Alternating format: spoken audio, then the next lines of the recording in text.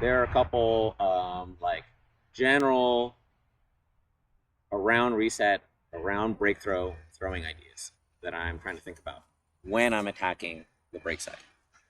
So just like I've kind of hinted at in previous moments, the best mark to break is the one that's not there. And that mark tends to not be there early in the stall count. So the better I get at recognizing that there aren't options that are viable for me downfield, the better I am going to be at reset throwing, at around throwing.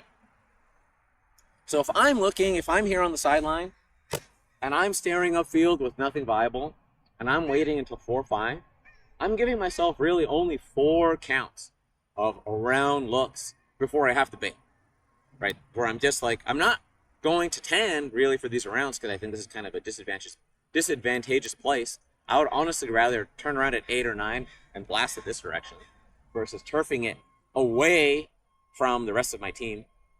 So if I want to have a lot of seconds to get this around breakthrough off, I should be looking at 2 latest.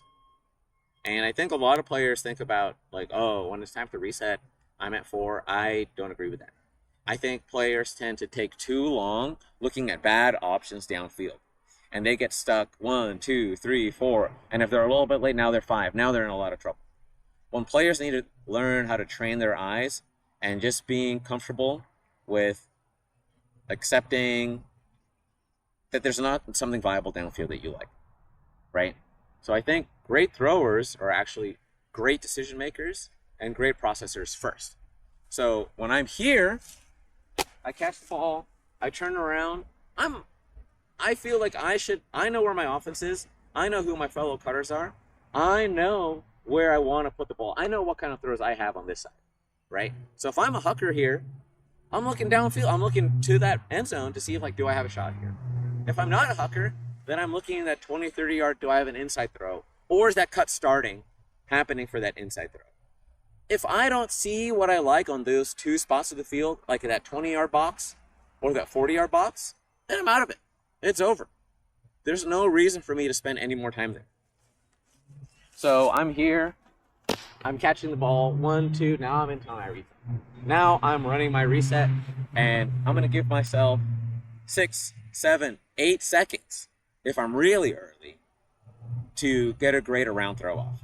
And if you're giving yourselves 1 or 2 more opportunities to get the around throw off, you are going to be a better around throw. That's the most important part. Give yourself time to get those around throws off.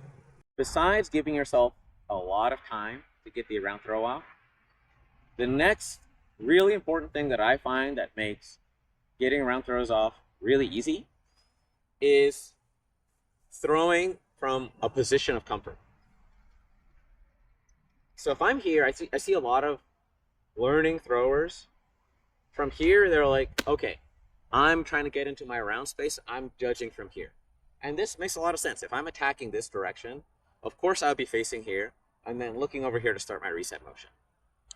But what the problem is that this pivot from here, so if I'm facing here, I have to turn basically 180 degrees to get this throw off because I'm here and I'm turning here. My backside is toward the camera, right? So I was facing the camera and then my back's toward the camera for me to get that throw off. 180 degrees is a big pivot. That's a really hard pivot. If you think about how you pivot in games, you're really max pivoting 90 degrees in either direction. Very rarely are you doing 180 degrees pivot, which means like if I'm facing this direction, I'm pivoting here, there's 90, and here's my other 90. In a game, I'm very rarely doing that full turn, right? So instead of doing that full turn, I'm just going to take 90 degrees for free by rotating and squaring my shoulders parallel to the sideline. So if I turn here, I'm 90 degrees, right? And from here, the throws are a lot easier. I can go around here. I have this forehand here if I need to do that bailout, but I can see everything. And now I've turned this into 3-person drill. So if you've ever done 3-person drill, you know, it's that mark is right in front of you and you're trying to hit that person that's exactly on the other side, right? But in the game, this is going to be much easier because your person can move. You don't have to hit directly in front of you. I don't have to throw right behind the mark.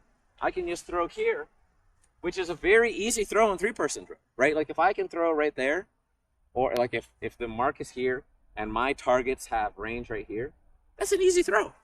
You would, if we played three-person drill, and which allowed a receiver to have a lot of lateral movement, we wouldn't run that drill because it would be so easy.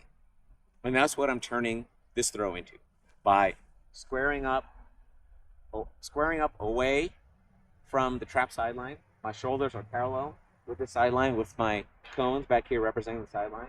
So I've turned around here, and now this throw, I have a huge advantage. I can make this throw easily. I can cancel this throw. I can look here. I can have easy fakes with just these first two steps. Give yourself a lot of time, which means look back early in the stall count and squaring your shoulders. If you don't do those two things already, I guarantee you're going to go from, I would say like a D or C level around thrower here to an A level thrower, if not a B plus at worst. Those two steps are, I think, basically all of like what I would like you to take.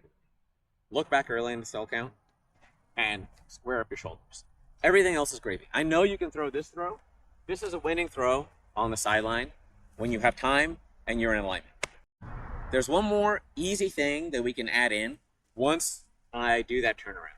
And I think that is staying in a backhand grip the whole time. If my objective is to get that around in a backhand, I'm wasting time by holding this in a forehand grip here. Well, my only intention is to come around backhand. If I want to go backhand, I don't want to change grips. I want to be backhand right away. So once I'm here and I'm decided I'm turning, I'm here for like I'm going backhand, now it's loaded up backhand. And I'm only staying backhand. If I want to throw an up line, I can still throw that in a backhand grip by stepping upfield, holding this grip like this, and throwing that little barbecue backhand. I can throw this very easily for an upline throw. Honestly, that's a great throwing score that I think we could integrate into our offense a lot more instead of doing this or this. Like, this is a really easy transition from the around backhand. So there's no reason I need to come into the forehand grip. If you really want to throw a fake on this side for the reason of manipulating the mark, you can throw that fake in a backhand grip. You can either hold it like this with the full knuckle compressed on the rim, or you can do, sometimes I've seen other players do the four fingers out because they can get a little bit more show on that, and it looks a lot more like a flick. So if I'm here, I'm showing the flick, I get that little snap, and now I'm into the backhand, and now I step around and get that throw up. So just to summarize the three easy things: look early, square your shoulders up, stay in a backhand grip. You'll become an incredible around thrower on the resets for that sideline space.